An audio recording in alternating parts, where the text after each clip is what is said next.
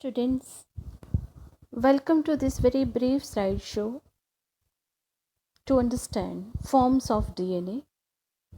When we say that Watson and Crick model beta helix is right-handed, that means the chains turn counterclockwise as they approach a viewer looking down the longitudinal axis. And that is called right-handed helix.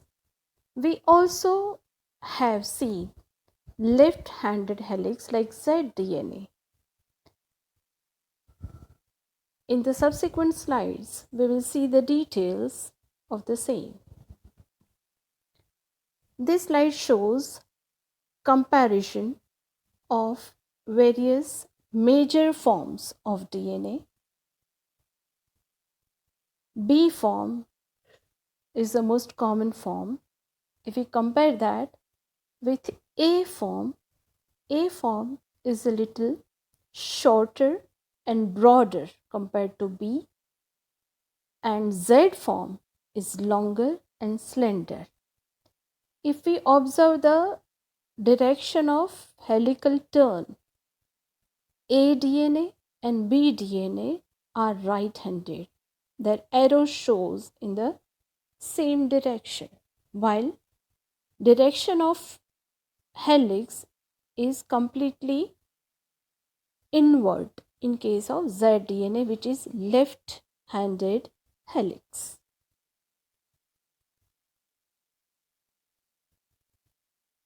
This slide shows biological significance of all these three forms. B-DNA, as I said, is most common form in cells.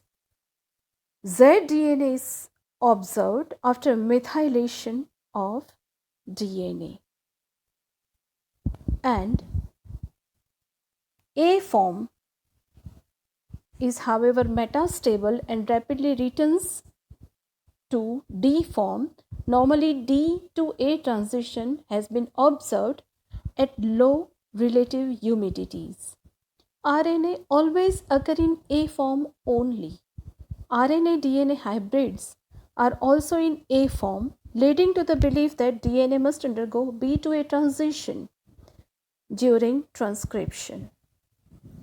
Other helix like right left-handed helix have also been reported. Now let us compare the details of all these three forms of DNA.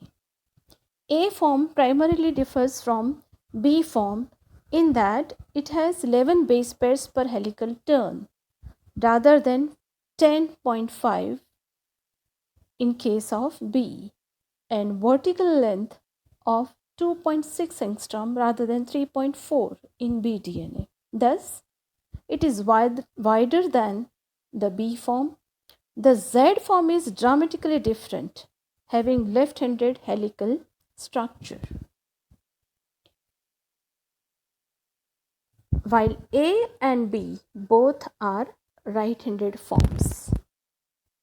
Z form has 12 base pair per helical turn and vertical rise of 3.7 angstrom. Thus is more slender than B form. Let us see and compare few more details of all these three forms of DNA. 26 angstrom is the diameter of A form, 20 angstrom in case of B, and 18 angstrom in case of Z form of DNA. 28.6 angstrom is the helical pitch length, 34 angstrom in case of B DNA, and 44 angstrom in case of Z DNA. Narrow major groove and wide minor groove is noticed in A form, wide major groove and narrow minor groove in B form, and flat major groove, narrow minor groove in Z form of DNA. A form is rigid and less stable, while B and Z form are flexible and more stable. Base pairs stack a little off center, creating a gap along the helix in case of A DNA, which is missing in B DNA, and very little space is observed in case of Z DNA.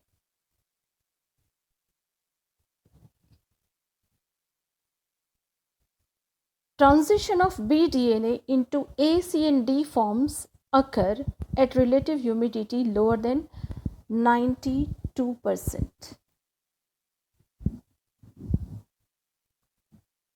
B form is metabolically stable configuration. It undergoes transition at relative humidity lower than 92%, and also it depends on nature of contagion and nucleotide sequence, and also concentration of excess salt.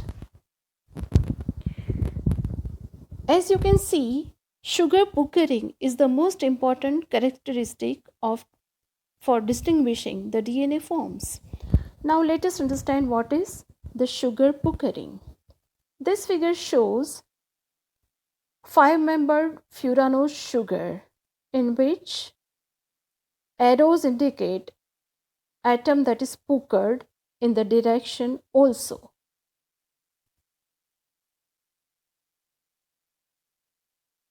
Upside arrows show endo-phase puckering and downside show exo-phase puckering of this particular sugar here. So again, in case of DNA, if puckering is observed at third carbon, it is called 3' endo. In B form it is 3' exo. In C form it is 2' endo. In D form it is 3' exo. So this is how sugar puckering also differ in different forms of DNA, but basically sugar pucker correlates with phosphorus base distance in DNA. That's all about forms of DNA. Thank you.